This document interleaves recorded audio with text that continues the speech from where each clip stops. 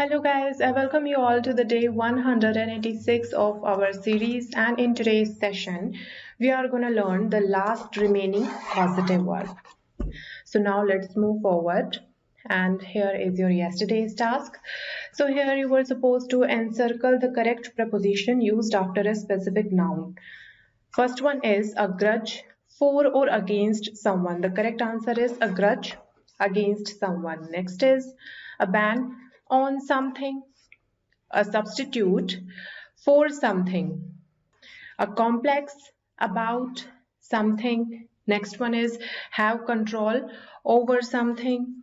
An aptitude means an ability for something, a disregard for something, and involvement with or for something. So involvement with something. Ninth is an extract or an excerpt from something.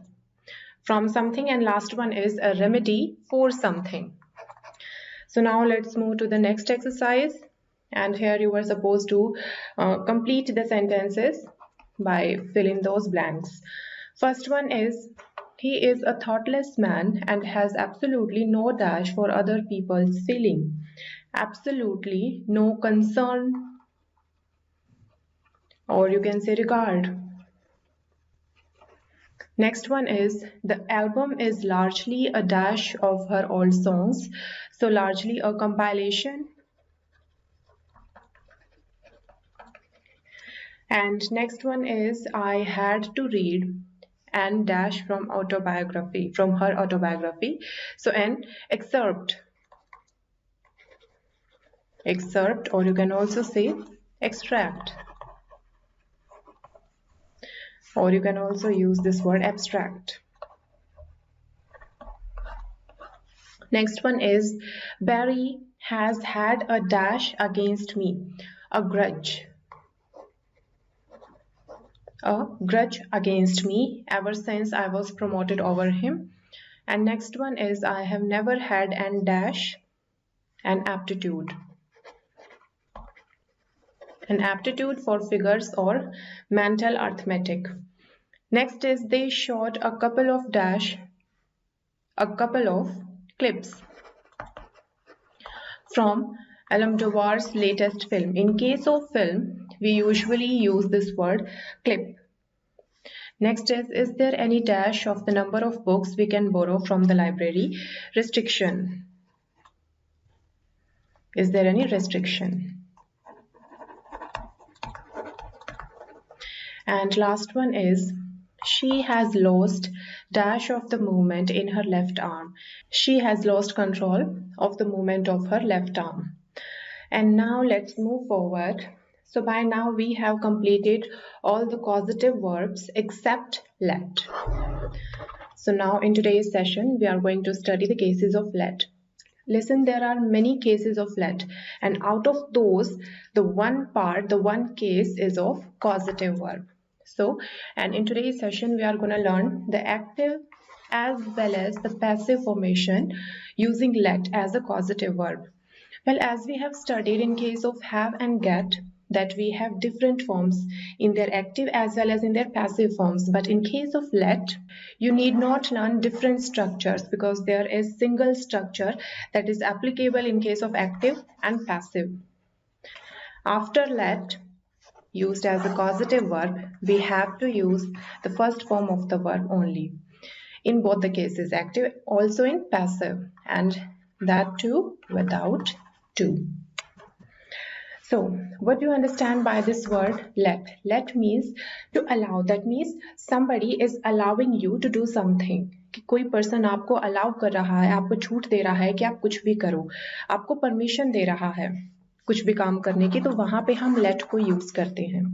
तो यहाँ पे देखिए मैंने दो words use किए. The first one is allow, that somebody is allowing you to do something or somebody is giving you permission to do something. So permission से बनता है permit. यानी कि आपके पास तीन वर्ड्स हैं, इन तीनों को आप कभी भी यूज कर सकते हो जब भी कोई ऐसी सेंस बने. The only difference is in their usage. While using let, we have to remove to from the sentence, but while using allow as well as permit, we have to use 2 plus V1 as our action verb. सिर्फ यही difference है इनके structure में. तो चलिए देखते हैं एक बार इनके स्ट्रक्चर को. The meaning of let is to permit something to happen. तो अब यहाँ देखिए let का इस तरह से हम यूज करते हैं. Let and after that any kind of person or anything can be placed, and after that we have to use the verb in its first form, in its base form. That means you are not even permitted to use s, es, ies or ing structure or to structure in case let is used as a causative verb. यानी कि ये जो बाद वाली जो verb है ना, जो हमारे main action वाली जो verb है, इस वर्ब में आपको बेस फॉर्म, इस वर्ब को आपको बेस फॉर्म की तरह रखना है. But in case of let you can change this verb, this causative verb, as per the time, as per the tense. Suppose we are talking about the present tense and our subject is singular. In that case you can use let's without an apostrophe. Let's singular subject के लिए हम इसको use करेंगे. If you want to show the continuity in your statement, in that case you can use the ing structure of it, letting. But keep that thing also in your mind that all the three forms of the verb let remains the same. यानी कि let ये होती है तीनों forms. आप letted नहीं करोगे, इसकी सेकेंड और थर्ड में ted ये नहीं लग जाएगा, let ही रहेगा. तो चलिए एग्जाम्पल्स पे आते हैं. The first one is she let the kids stay up midnight. यानी कि उसने बच्चों को आधी रात तक जगने दिया. अब आप कहोगे कि मैम यहाँ पे शी है, the subject is singular here, then why didn't you use let's. तो अभी मैंने आपको बताया that all the three forms of let remains the same. यानी कि लेट की सेकेंड फॉर्म भी यही रहती है, और अगर यहाँ पे एस नहीं यूज हो रहा दैट मीन्स यहाँ पे जो वर्ब है ये second form of the verb है. The statement is in past tense, कि पास्ट टेंस की बात हो रही है. That's why we have used let without an S along with she. Next is I let the chicken burn in the oven. कि मैंने chicken को जलने दिया ओवन में ही. तो यहाँ पे जो हमारी मेन वर्ब है ना, डू समथिंग, ये हम बेस फॉर्म में रख रहे हैं. अगर आप ये कहते हो that she let the kids to stay up, वो इनकरेक्ट हो जाएगा. I let the chicken to burn, वो इनकरेक्ट हो जाएगा. नेक्स्ट है why did he let this incident happen, कि उसने ऐसा इंसिडेंट होने ही क्यों दिया. तो यहाँ पे भी दिस इंसिडेंट टू हैपन होता, वो गलत हो जाता. लास्ट है लेट द डॉग प्ले, कि उसे खेलने दो. अब देखिए यहाँ पे पर्सन और थिंग ये मैंने मेंशन किया था, लेकिन जो एनिमल्स हैं, एनिमल्स को भी हम थिंग्स की तरह ही ट्रीट करते हैं in case of English language, because we usually use the pronoun it for animals. तो इट को हम नॉन लिविंग के लिए यूज करते हैं और इट को हम एनिमल्स के लिए भी यूज करते हैं. तो यहाँ पे थिंग्स में ही एनिमल्स भी आ गए सारे. तो ये एग्जाम्पल्स थे, ये स्ट्रक्चर था लेट का. तो चलिए कुछ और एग्जाम्पल्स की प्रैक्टिस भी कर लेते हैं. The jailer let me escape the prison. अब यहाँ पे द जेलर लेट है और एस्केप द प्रिजन. अब ये वाला जो एक्शन है ये रोज रोज नहीं होता. That's why we can not write the statement in simple present tense. यानी कि हम सिंपल प्रेजेंट में रूटीन एक्शंस को लिखते हैं, तो ये एक्शन रोज रोज नहीं हो रहा था, हम सिंपल प्रेजेंट में नहीं लिख सकते. दैट मीन्स ये एक बार की ही कोई चीज है, वन टाइम इवेंट है कोई, जो कि पास्ट में हो चुका है. That's why we have used second form of let here. The jailer let me escape from the prison, और यहाँ पे टू एस्केप आप नहीं यूज करोगे. नेक्स्ट है लेट मी गो. ये तो आपने बहुत बार सुना होगा, लेट मी गो. यहाँ पे जो सब्जेक्ट है you, that is hidden. This is an example of imperative sentences. Imperative sentences, and in every imperative sentence usually the subject is hidden, the subject remains hidden, क्योंकि subject एक ही होता है and that is understood कि subject आपका you ही होगा, तो उसको हम use नहीं करते. तो ये है let me go, और यहाँ पे let me to go वो incorrect होगा. लेकिन अगर यहाँ पे आप ये कहते हो allow, if you are using this verb allow instead of let, in that case you have to use you just before your main verb. Like allow me to go. Now this statement is correct. Or you can say permit me to go. Both the statements are correct, but in case you are using let, in that case you cannot use to just before your action verb. Let me go or allow me to go. Next one is the teacher lets.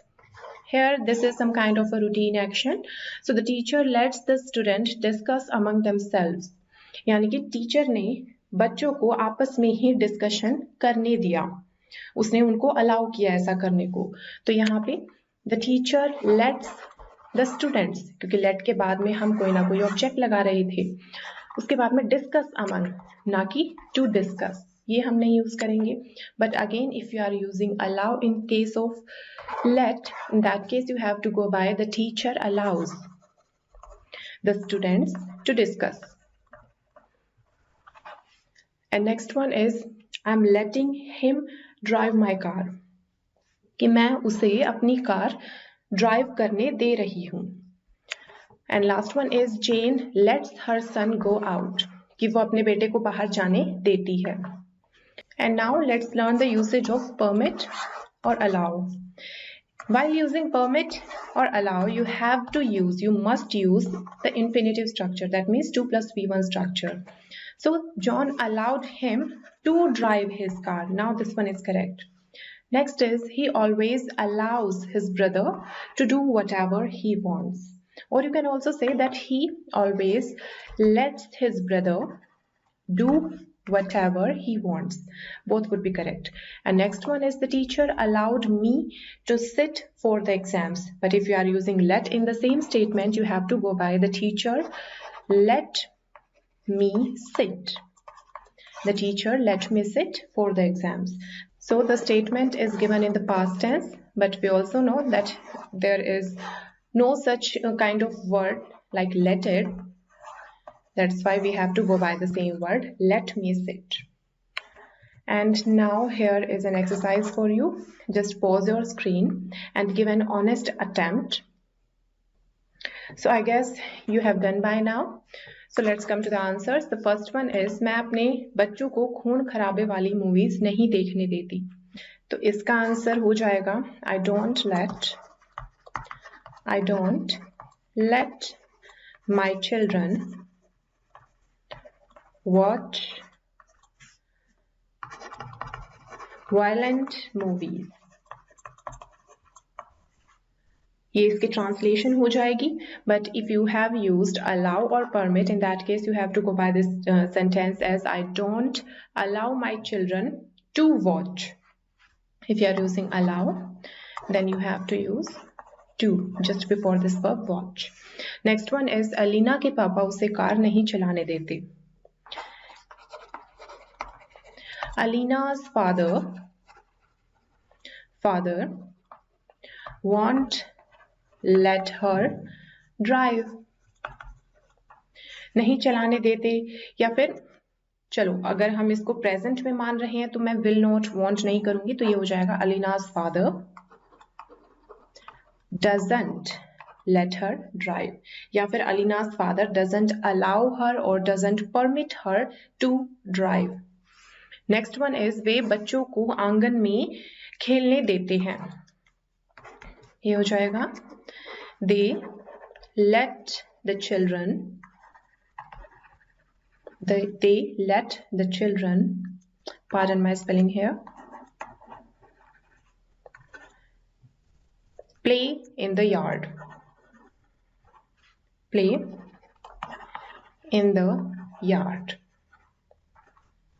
ये हो जाएगा. और they permit the children to play in the yard.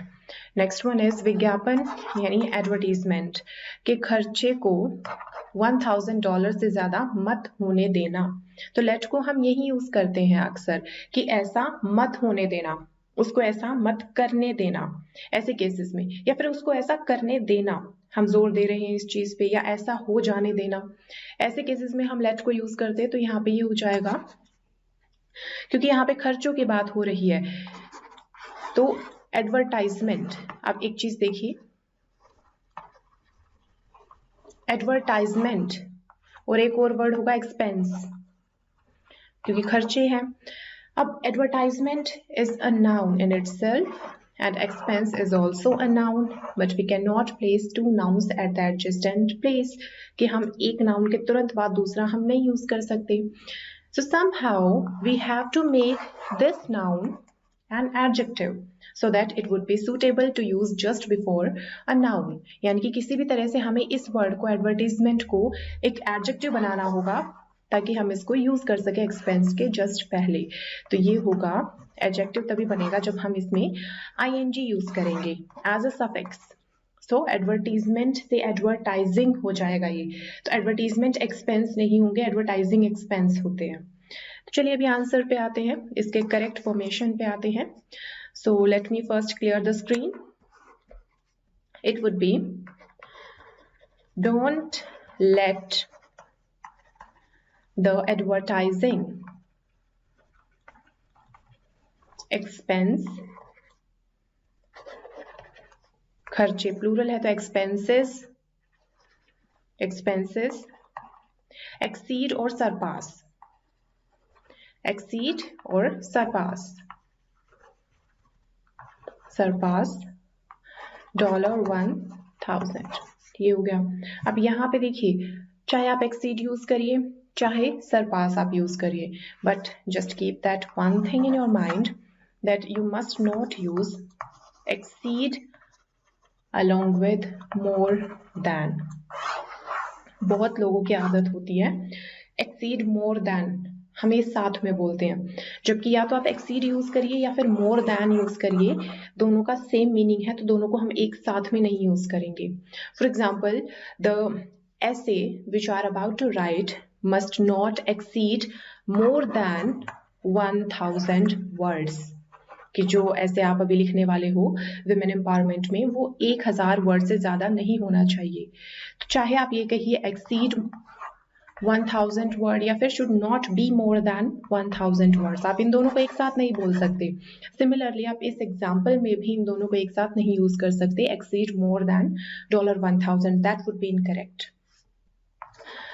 और allow में भी देख लेते इसको, ये हो जाएगा don't allow the advertising expenses to exceed or to surpass $1,000. Now let's move to the last statement. हमारा अध्यापक हमें कक्षा में खाना नहीं खाने देता. Our teacher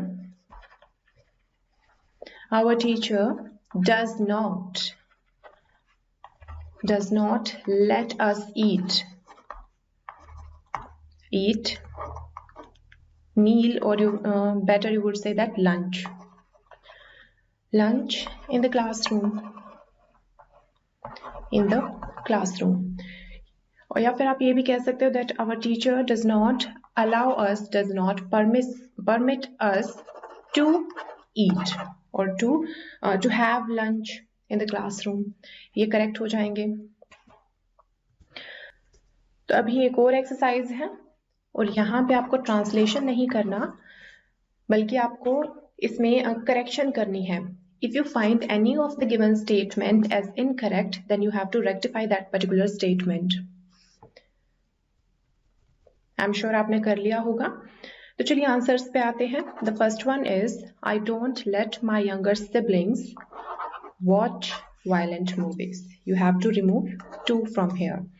Next one is our boss does not let us enjoy even on Sunday. Next one is our leaders should not let the criminal activities grow in our country. To grow नहीं होगा. जरूरी नहीं है कि आपको इसके तुरंत बाद ही ये मिल जाए, आपको देखना पड़ेगा. हो सकता है let के बाद में ये जो something या somebody आ रहे हैं ये थोड़े लेंथी हो, आपको अंदाजा लगाना होगा. जैसे अब यहाँ पे देखो कितना बाद में था. Next one is she lets her children stay awake very late on Saturday nights. अब यहाँ पे एक और चीज आपको ध्यान रखनी होगी, you have to use base form. तो जैसे ही हम यहाँ पे टू को हटाते हैं तो स्टेज हो गया ये, because she, the subject is singular here, that's why the verb is also given singular here, but we know that we have to use base form, that's why we have to remove the s just after this word stay. ये हो जाएगा she lets her children stay awake very late on Saturday nights. Next हो जाएगा, don't let the advertising expense surpasses. Okay, here 2 is not given, 2 has been already omitted out, उसको पहले से ही हटा दिया गया है, लेकिन let के बाद में यहाँ पे जो हमारी मेन वर्ब है इसे हमें बेस फॉर्म में रखना है, तो यहाँ पे surpasses नहीं होगा, surpass होगा direct. Don't let the advertising expense surpass $200. तो ये एक्सरसाइज थी आपकी और ये आपका टास्क रहेगा आज का. इसको हम नेक्स्ट सेशन में डिस्कस करेंगे. अब आते हैं डायरेक्ट वोकैबुलरी पार्ट पे. वोकैबुलरी में प्रीवियस सेशन में हमने किया था noun plus fixed preposition. Preposition fix जो प्रपोजिशन होती है नाउन्स के बाद में वो हमने की थी, लेकिन आज के सेशन में हम करेंगे एडजेक्टिव और वर्ब मिक्स्ड होंगे. एडजेक्टिव या फिर वर्ब और उनके बाद में जो फिक्स्ड प्रपोजिशन रहते हैं हम उनको आज वाले सेशन में करेंगे. तो first one is embark on something. जब आप इनको याद करते हो तो भी आपको यही करना है, सिर्फ एम्बार्क का मीनिंग याद कर लोगे तो आप यूज नहीं कर पाओगे उसे किसी भी सेंटेंस में. आपको ये भी याद करना पड़ेगा एम्बार्क ऑन लगता है उसके बाद में समथिंग हम यूज करते हैं. So embark on a journey, embark on a new journey let's say. तो इसका मीनिंग हो जाता है कि एक नई जर्नी पे निकल पड़ना, एक नई जर्नी स्टार्ट कर देना. तो एम्बार्क का मीनिंग हो जाता है टू स्टार्ट समथिंग न्यू, या फिर नया होने के साथ साथ डिफिकल्ट भी है, वहां पे भी हम इसको यूज कर देते हैं, एम्बार्क ऑन समथिंग. नेक्स्ट है इंटेंट ऑन और अपॉन, दोनों का आप यूज कर सकते हो समथिंग. देखिए इंटेंट से बनता है word intention. Intention, intention is the noun form because we have used tion as our suffix here, और जो intent है ये हमारी verb हो गई. अब देखिए intent upon something का मीनिंग होता है determined to do something. So determined का मीनिंग हो जाता है पूरी निष्ठा से कुछ करना, पूरे लगन के साथ में कुछ करना, तो वहां पे हम intent upon something को यूज करते हैं. Next one is subject to something. ये हम तब यूज करते हैं जब हमें ये लगता है कि कोई चीज अफेक्ट हो सकती है किसी चीज से. अफेक्ट यानी कि इन्फ्लुएंस्ड हो सकती है और नेगेटिव वे में, स्पेशली बैड तरीके में कोई चीज किसी चीज पे प्रभाव पड़ सकता है, वहां पे हम सब्जेक्ट टू करते हैं यूज. नेक्स्ट है स्टेम फ्रॉम समथिंग. आप इसको इस तरह से रखिए, suppose this is a tree and this is the trunk of the tree, and here these are the stems, although these are branches, but branches मोटी होती है, आप ये मानिए चलिए branches में से भी पतले पतले जो टहनियां निकल रही हैं, these are stems, और ये as a result बाहर emit out हो रही हैं. यानी कि पहले यहाँ से स्टार्ट हुआ, फिर धीरे धीरे जब रिजल्ट तक पहुंचे तो रिजल्ट में भी आगे चल के और stems निकल रही हैं. इसको आप याद कर सकते हो. तो स्टेम फ्रॉम समथिंग, और इसका मीनिंग हो जाता है कि किसी चीज का रिजल्ट निकल के आना. नेक्स्ट है कंपैटिबल विद समथिंग और somebody. यहाँ पे आप somebody यानी कि किसी पर्सन के लिए भी कंपैटिबल ये वर्ड यूज कर सकते हो. कंपैटिबल एडजेक्टिव होता है और इसका मीनिंग ये है, see if two things are compatible with each other or two people, two persons are compatible with each other, that means they can coexist.